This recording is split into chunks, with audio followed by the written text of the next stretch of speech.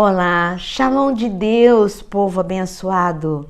Estou aqui para falar com vocês sobre mais um tema tão importante: os 5 principais sintomas da depressão.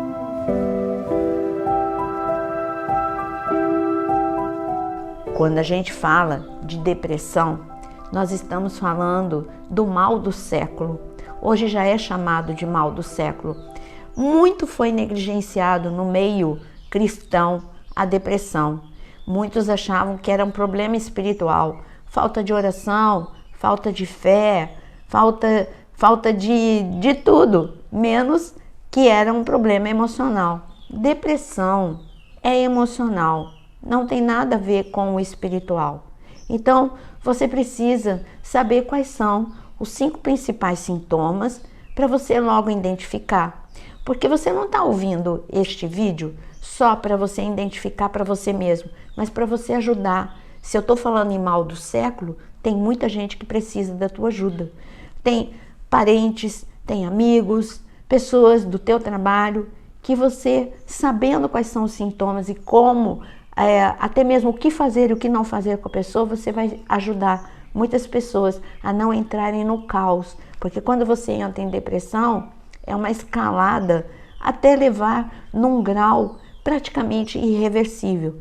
Mas vamos falar então primeiro sobre o que é depressão.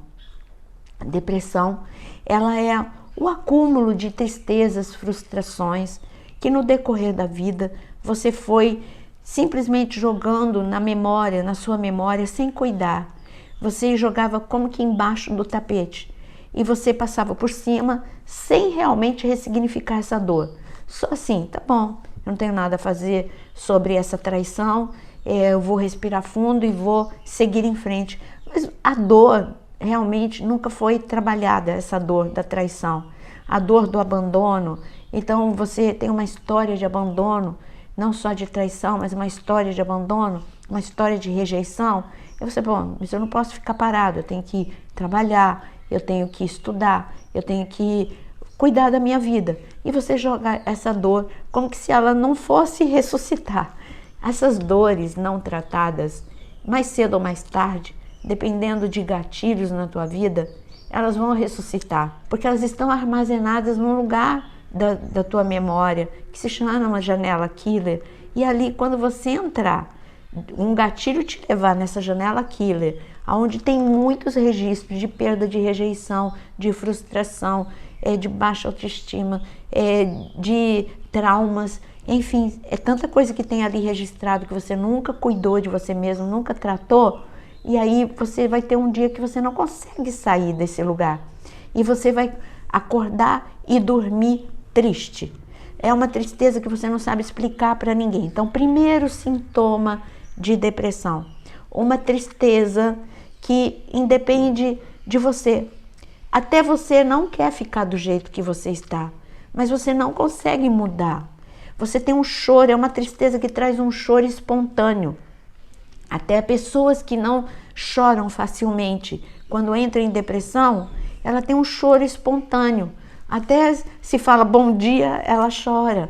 E aí e piora, porque pessoas ao redor não entendem o que aquela pessoa está passando e fala, poxa, ela tem tantos motivos para se alegrar, ela tem uma casa para morar, ela tem uma família. Nada disso ajuda. A pessoa não está assim porque ela quer, ela está assim porque ela entrou numa armadilha da mente, ela entrou num circuito fechado da memória, é um cárcere mental, e ela vai precisar da ajuda de quem está do lado dela e da ajuda profissional também. Então, primeiro grande sintoma de depressão é um choro espontâneo e uma tristeza o dia todo e por vários dias, sem mudar. Mesmo que haja motivos para ele se alegrar, essa tristeza não sai do coração. Segundo sintoma de depressão são pessoas com distúrbio alimentar associado à tristeza. Porque tem muitas causas muitos motivos para distúrbio alimentar, mas quando você está com uma tristeza crônica, dia e noite triste, por vários dias, e ainda tem um distúrbio alimentar, Que tipo de distúrbio alimentar? Alguns comem demais e outros comem muito pouco ou quase nada, como é o caso de Elias. Elias, o profeta, quando ele entrou em depressão, ele ficou dormindo o dia todo, que é outro sintoma. Ele ficou dormindo o dia todo e ele não comia e nem bebia. Ele não se alimentava e nem se hidratava. Teve que um anjo de Deus ir 2 vezes lá e forçar ele para comer e para beber. Então, o distúrbio alimentar associado à tristeza é um segundo sintoma de depressão. Terceiro sintoma de depressão é justamente o que eu acabei de falar. Além do distúrbio alimentar, um distúrbio do sono.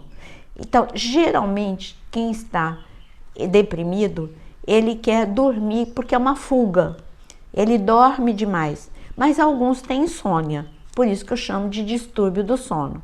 A maior parte dorme demais, mas não significa que você não possa ter insônia. A maior parte das pessoas comem muito pouco, mas isso não quer dizer que você não possa fazer o contrário, comer demais.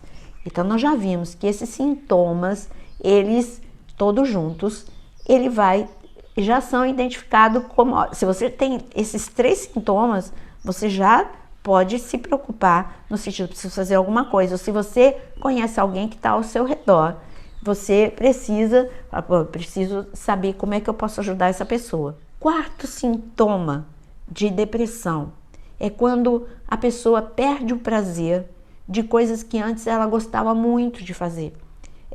Por exemplo, até criança. Criança hoje passa por depressão. Se você vê que a criança, ela está em criança, geralmente dá insônia. Mas se você vê que a criança gostava de videogame, gostava de algumas coisas e não gosta mais, de repente quer ficar sozinha, não quer falar com ninguém, isso é um sintoma de depressão. Mas adulto também. Eu gostava de ir na academia e não vai mais. Não estou falando de falta de disciplina, não tem mais vontade. Não tem mais vontade de se arrumar, não tem mais vontade de sair da cama, não tem mais vontade de passear, não tem mais vontade de ir para o shopping, não tem mais vontade de fazer coisas que gostava muito, gostava de ver filme, não gosta mais, gostava de ler a palavra, não consegue mais, não consegue ler livro, não consegue concentração, porque esse também é outro sintoma, a falta de concentração. Não consegue ler e assistir um filme porque não consegue, a concentração já foi atingida. Você vê quantos sintomas de depressão? E aí, mas eu não vou falar só dos sintomas, né? Eu vou falar coisas que você pode fazer para ajudar e coisas que você não ajuda de forma alguma quando você tenta fazer. Mas eu ainda não acabei. Então, uma pessoa que perde o prazer por coisas que antes ela gostava muito de fazer, isso é um sintoma de depressão. Outro sintoma por exemplo, a pessoa gostava muito de falar e está muito calada, isso também é sintoma, tá? Então, outro sintoma de depressão é o auto-isolamento. Quando a pessoa não quer mais ir para nenhum tipo de reunião social, ela não quer, se ela pudesse, ela nem trabalharia mais. Se ela pudesse, ela não sairia mais de casa. E muitos chegam a esse ponto de não querer mais sair de casa. Então, é um auto-isolamento. Tem aniversário, não vai. Tem reunião social, não vai. Não é porque ela gosta de ficar em casa, é porque ela não era assim e ela está assim. Ela não é assim, ela está assim. Então, todos esses sintomas, é claro que tem mais sintomas, mas já dá para perceber, a grosso modo, já deu para perceber. Eu digo para você que eu já tive depressão, então eu sei do que eu estou falando. Eu sempre fui uma pessoa muito ativa, eu sempre fui uma pessoa muito dinâmica. Então, para mim, eu acordo, eu sou aquele tipo de pessoa que eu não demoro para acordar. Eu abro o olho, já pulo da cama, já vou fazer 1000 coisas e de super bom humor. Eu não tenho aquela coisa, não, estou acordando, fala comigo daqui a pouco. Não, eu sou assim. Mas quando eu passei pela depressão, eu fiquei irreconhecível. Porque eu acordava me arrastando, eu acordava e não queria sair para lugar nenhum. Eu tinha dificuldade até mesmo de fazer algo que para mim é muito simples, me trocar. Eu gosto de me arrumar, eu gosto de me trocar. E era muito difícil para mim. As tarefas corriqueiras se tornaram muito difíceis. Fazer compra, coisas simples. Ir para o mercado se tornou uma tortura. Se alguém pudesse ir por mim, seria muito melhor. Ficar sozinha no quarto era o que eu mais queria. Mas ao mesmo tempo que eu queria, eu não queria. Eu não queria ficar daquele jeito. Eu não estava. Este é um erro, que a pessoa que está deprimida, ela quer estar assim. Ela não quer. Eu não queria. Eu queria voltar a ser a mesma pessoa. Eu queria resgatar a alegria. Eu queria resgatar o ânimo. Eu queria resgatar a força. Eu lembro como se fosse hoje, eu olhei para o espelho e eu perguntei, será que um dia eu vou sorrir de novo? Eu não lembro a última vez que eu sorri. Que tristeza, não é? Mas graças a Deus, eu voltei a sorrir. Mas eu precisei de pessoas que me ajudassem. Então você que quer ajudar uma pessoa que está passando por depressão, a primeira coisa que você precisa fazer não é um sermão. Como que é o sermão?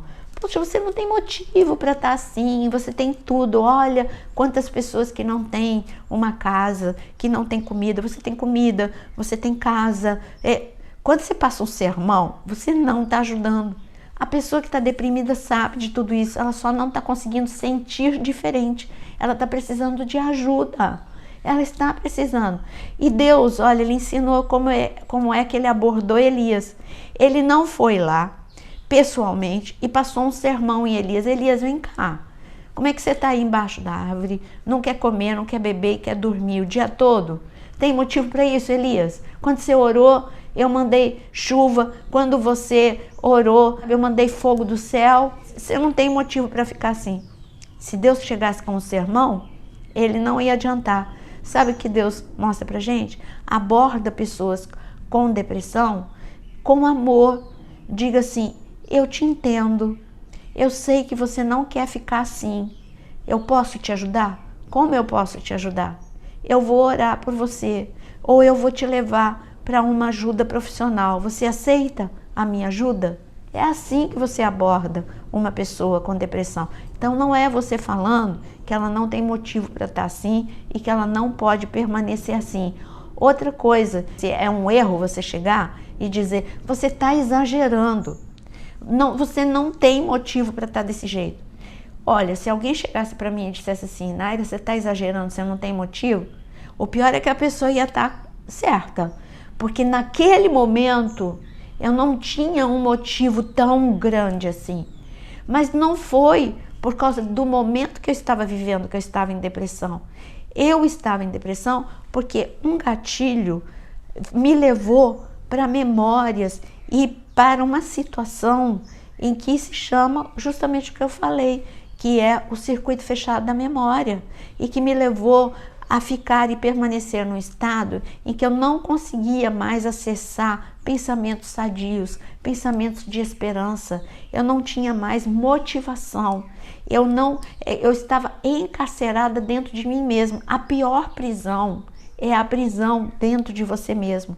Não é a prisão de um cárcere, porque você viu que um cárcere não prendeu Paulo e Silas. Eles adoraram a Deus mesmo estando no cárcere. Eu digo para você que o pior cárcere é aquele que nós mesmos conseguimos impor a nós. Mas nós precisamos de ajuda. Jonas, o profeta Jonas, também, ele ficou tão deprimido. E você acha que foi só Deus ter mandado ele para Nínive, que foi o motivo da depressão? Claro que não. Foi todas as memórias que quando Deus falou em Nínive, Deus falou em assírios. Quando falou em assírios, ele lembrou tudo que os assírios fizeram em Israel, todas as atrocidades. E isso trouxe para ele ficou preso no circuito fechado da memória. E ele não conseguia ver nada a não ser tristeza, angústia, perturbação. Ele não conseguiu acessar pensamentos sadios. Então, o que eu não posso dizer para a pessoa, eu não vou ajudar a pessoa dizendo, você está exagerando. Eu não vou ajudar a pessoa dizendo, você precisa reagir. Eu não vou ajudar a pessoa dizendo, você não tem motivo para isso. Você ajuda dizendo, conta comigo, eu estou do teu lado, eu te entendo, eu quero te ajudar. Você aceita a minha ajuda? Você quer que eu ore por você? Você quer que eu, como eu já disse anteriormente, eu te leve para um profissional, para um psicólogo, um psiquiatra, que seja um homem ou uma mulher de Deus para te ajudar? Então é assim que nós ajudamos pessoas com depressão. Deus não deixou encoberto. Aqui na Bíblia nós temos Davi ficou deprimido, Elias, Jonas ficou deprimido. Não era falta de fé, eram emoções falidas, emoções, e por um momento o teto desabou e eles ficaram soterrados debaixo da tristeza. Então a tristeza é mais forte do que pensamentos sadios. E você pode muito bem ser instrumento de cura para muitas pessoas. Restaurados para restaurar, curados para curar. Este deve ser o nosso lema. E se é você que está passando por depressão, eu digo para você, como diz o Dr. Augusto Cury, nunca coloque um ponto final. Aprenda a colocar vírgulas. O que aconteceu com você não é o fim da tua vida. Você vai ter uma experiência mais forte. Você vai superar essa dor e você vai se tornar como Elias. A segunda parte da vida de Elias foi mais impactante ainda do que a primeira parte da vida dele. Então, eu quero dizer para você, há esperança. Depressão não é um cativeiro perpétuo. Depressão tem cura. Depressão não é espiritual e você pode ser restaurado pelo mesmo Deus que te dá unção espiritual. É o Deus que restaura as tuas emoções e Ele também habilitou homens e mulheres profissionais da área de saúde mental para poder te ajudar. Eu espero que este vídeo tenha te ajudado sobre depressão e que você possa, se você conhece alguém que está com esses sintomas, fala, olha, eu te entendo. Agora eu sei que você não está assim porque você quer e eu quero te ajudar. Você aceita a minha ajuda? Então a primeira ajuda que eu vou te dar é esse vídeo para você saber que há esperança. Vamos colocar uma vírgula e não um ponto final. Que Deus te abençoe e se você puder, ajuda agora este canal curtindo esse vídeo se você gostou, porque isso nos ajuda muito. Que Deus te abençoe.